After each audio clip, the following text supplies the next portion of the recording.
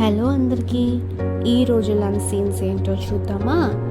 మీలో ఎంతమందికి బెండకాయ చేసిన రోజు ఏంటి బెండకాయ అని అనిపిస్తుందో చెప్పండి. అలా అనిపిస్తుంది కాబట్టి రోజు మంచి రెసిపీతో మీ ముందుకు వచ్చాను. తర్వాత స్ప్రింగ్ ఆనియన్స్ వేసిన బేబీ పొటాటో. సో ఈ స్పెషల్ బెండకాయ కూర ఎలా చేసుకోవడం అని చూద్దామా.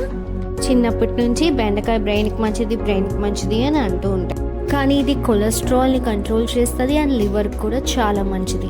ఇప్పుడు నేను కొంచెం ఆవాలు, జీలకర్ర, కొంచెం ఆనియన్స్ వేసుకొని బాగా ఫ్రై చేసుకొని, చూసారా ఇలా స్ట్రైట్గా కట్ చేసుకున్నాను లేడీస్ ఫింగర్ని. దీనివల్ల మనకి రెగ్యులర్గా అనిపించకుండా కొంచెం డిఫరెంట్గా ఉంటుంది అనమాట. సో అక్కడ ఇచ్చిన స్పైసెస్ అన్ని వేసుకొని ఒక 5 to 10 minutes రోస్ట్ చేసుకుంటున్నాను. ఇప్పుడు వేయించిన వేరుశనక్కాయలు, ఎల్లుపాయలు మిక్సీలో వేసుకొని పొడి చేసుకొని పక్కన ఉంచుకో. అది కూడా ఇందులో వేసి ఇంకొక 5 minutes బాగా రోస్ట్ చేసుకుంటాను. అంతే, సింపుల్ అయిన టేస్టీ అయిన కూర రెడీ అయిపోయింది. ఇది బెండకాయ నచ్చని వాళ్ళు కూడా బాగా తింటారు. ఇప్పుడు బేబీ పొటాటో కూరకు వద్దాం. ఎప్పుడైనా స్ప్రింగ్ ఆనియన్స్ వేసి బేబీ పొటాటో కూర చేసుకున్నారా? ట్రై చేసి చూడండి, ఎంత బాగుంటుందో. సో కొంచెం ఆయిల్, మళ్ళీ ఆవాలు, జీలకర్ర అండ్ కొంచెం ఎండుమిరపకాయలు, దంచిన జింజర్ అండ్ గార్లిక్, కరివేపాకు అండ్ స్ప్రింగ్ ఆనియన్ వైట్స్ ఉన్నాయి కదా, అవి వేసుకుంటున్నాను. మీరు ఆనియన్స్ కూడా వేసుకోవచ్చు.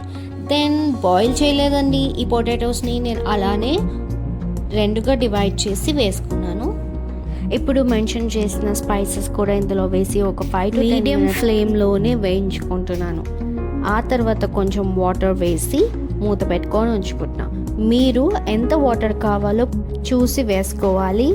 మూత పెట్టి తీసిన తర్వాత పొటాటోస్ బాయిల్ అయ్యా లేదా అని చెక్ చేసుకొని, కావాలంటే మళ్ళీ వాటర్ వేసి మళ్ళీ మూత పెట్టి ఉంచుకోండి.